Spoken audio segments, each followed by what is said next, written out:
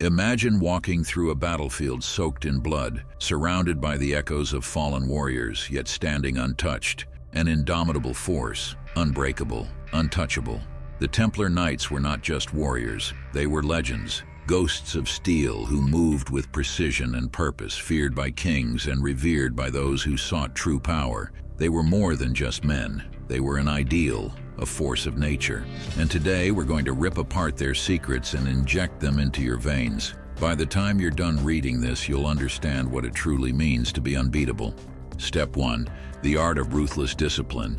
Weak men chase comfort. The Templars embraced suffering. They woke up before dawn, trained until their bones ached, and then trained some more. The world today is built to make you weak. Soft beds, warm showers, endless distractions. If you want to be unbeatable, destroy the addiction to comfort. A modern-day Templar doesn't just lift weights and call it a day. He dominates every second of his routine. He eats with precision, trains with fury, and works with obsession. The Templars followed a strict code. There was no, "I'll do it tomorrow." There was no, "I don't feel like it." There was only the mission. Do you have a mission? Or are you just drifting? Discipline is choosing between what you want now and what you want most. Step 2. The mind of a strategist, thinking 10 steps ahead. Templars were not just brutes with swords, they were master tacticians. They outthought their enemies before outfighting them. They studied war, strategy, and philosophy. They understood one brutal truth: he who controls the battlefield before the fight even starts, wins. This is true in war, in business, in life. If you react to life, you're already dead. The unbeatable man is a chess player in a world of checkers. He anticipates moves before they happen. He understands power, influence, and leverage. Example, look at Sun Tzu's The Art of War. The supreme art of war is to subdue the enemy without fighting. This means domination isn't just physical, it's mental, financial, emotional. You need to be steps ahead of every man in the room. Predict their desires, predict their weaknesses, control the board. Step 3. Emotional control, weaponizing your mind. A man who cannot control his emotions is a slave, period. The Templars knew this. They were trained to fight through pain, exhaustion, and fear. They did not break under pressure. They did not react like emotional weaklings. They acted with calculated intent. This is where most modern men fail.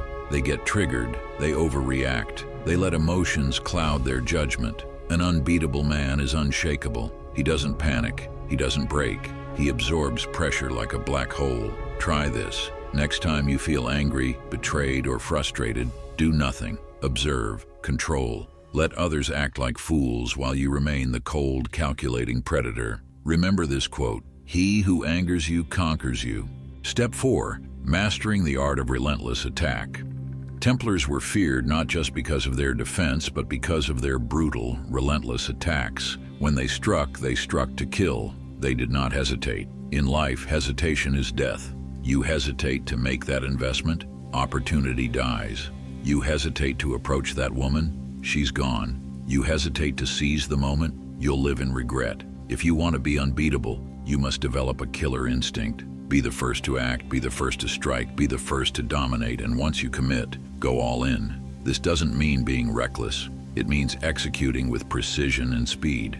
Example, Mike Tyson in his prime. He didn't just fight, he attacked. Before his opponents even knew what hit them, he had already won in their minds. That's the mindset you need. Step 5, the Brotherhood of Strength, choosing who stands with you. The Templars did not ride alone. They were more than warriors. They were a force, a unit bound by loyalty, purpose, and an unshakable code. They trained together, bled together, and fought as one.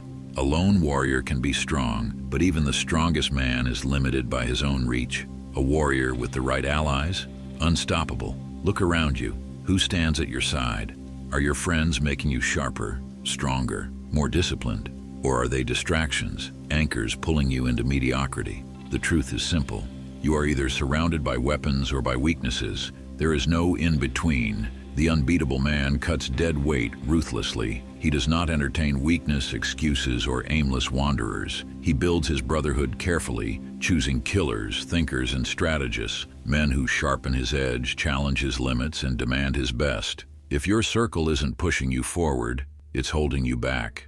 And in a world built to break men down, your allies may be the difference between domination and failure. You are the average of the 5 people you spend the most time with. Choose wisely. Step 6. The code. Living with unbreakable principles. The Templars had a code: honor, discipline, duty. They lived by it, fought for it, and died with it. There was no compromise, no bending to convenience. Their word was iron, their loyalty unshaken. What's your code? Most men today have none. They drift, bending to pressure, breaking their own word when it's inconvenient. They live without a spine, without a guiding force, without a foundation. And because of that, they are weak. If you want to be unbeatable, you need iron principles, lines that you do not cross, standards that never break, rules that define who you are. Write your code, live by it, defend it, die with it if necessary, because a man who stands for nothing falls for anything. And in a world that constantly tests you, only the men with unshakable principles will endure. Step 7. Death, accepting the ultimate truth. The Templars did not fear death. They walked toward it without flinching, because they understood something most men ignore. Mortality is not a curse. It is fuel. You are going to die. Not someday, not in the distant future. Every second you are dying. This is not a tragedy, it is power.